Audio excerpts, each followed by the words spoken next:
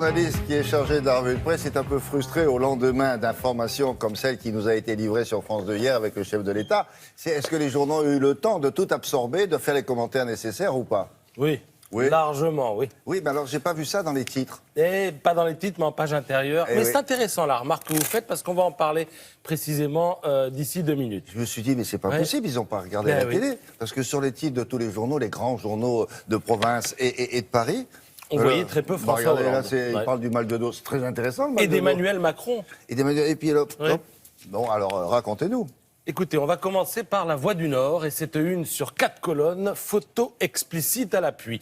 La confession est de retour. Allons bon, hier soir, le confessionnal ressemblait à un studio de télé planté au Musée de l'Homme et les curés s'appelaient Léa Salamé et David Pujadas. Pour ce qui est du secret de la confession, il faudra repasser puisqu'on était en direct sur France 2. Quant aux fidèles, c'était donc rien moins que le président de la République. Je dis bien le fidèle et non pas le pénitent, car si certains avaient espéré que le François Hollande reconnu d'un probable péché, ils auront été déçus. Et il semble que ce soit le cas de pas mal d'éditorialistes ce matin.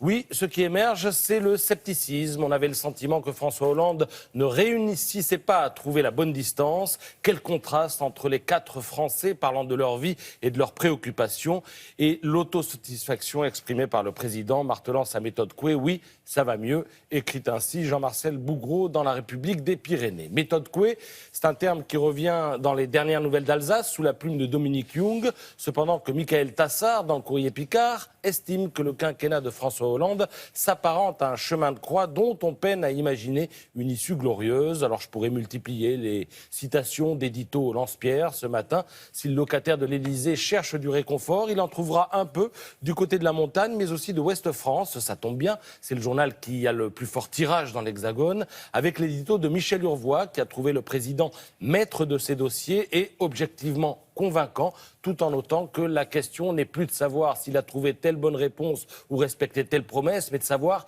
s'il retient encore l'attention. Et là, on en vient à ceux dont vous parliez tout à l'heure, William. Cette question, Yann Marek la soulève aussi dans le Midi Libre. Il estime que l'image du président n'est plus audible. On l'entend, mais on ne l'écoute pas, écrit-il. Et c'est vrai qu'il y a quelque chose de frappant ce matin. Vous l'avez relevé. Regardez les unes de la presse nationale. François Hollande n'apparaît en photo que dans un encadré du Figaro. Mieux ou pire, j'allais dire, à la une du Parisien, c'est Emmanuel Macron qui fait la une, ce qui ne l'empêche pas de se faire gentiment démolir en page intérieure, mais c'est un autre problème. L'objet du délit, c'est ça, cette photo du couple Macron, main dans la main, dans Gala, et cette pleine page aussi d'un homme qui se dit En Marche, sans préciser que c'est pour l'Élysée, parce qu'il sait que tout le monde y pense pour lui.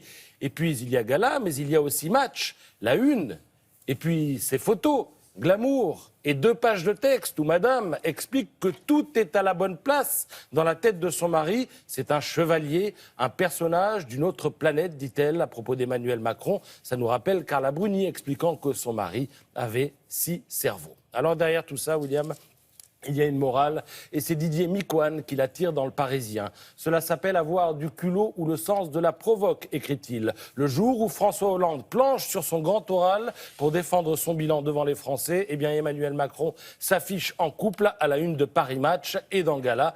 Valls, d'ailleurs, ne s'était pas gêné avant-hier en accordant un entretien de 4 pages à Libération. De quoi donc donner des arguments à ceux qui jugent que la parole présidentielle est aujourd'hui démonétisée. Oui, mais cela dit, c'est pas Emmanuel Macron, sa femme, qui décide de la parution de l'interview. Ils ont dû faire cette interview il y a quelque temps. Et c'est Match qui décide, on va le publier le jour où, non? Pas sûr, à voir. Je n'en sais rien, mais la question est bonne. C'est pas eux qui décident de ça. Je n'ai pas la réponse. Ouais. Bon, en tout cas, il peut mettre son veto. Quand on lui dit on va le diffuser ce jour-là, non, surtout pas, il pourrait. Oui. Il a les épaules pour ça. Est-ce qu'ils vous disent ça quand ils vous interviewent? On vous prévient un petit peu, non? Non. Non, pas forcément? Non. Bon. Franchement, non.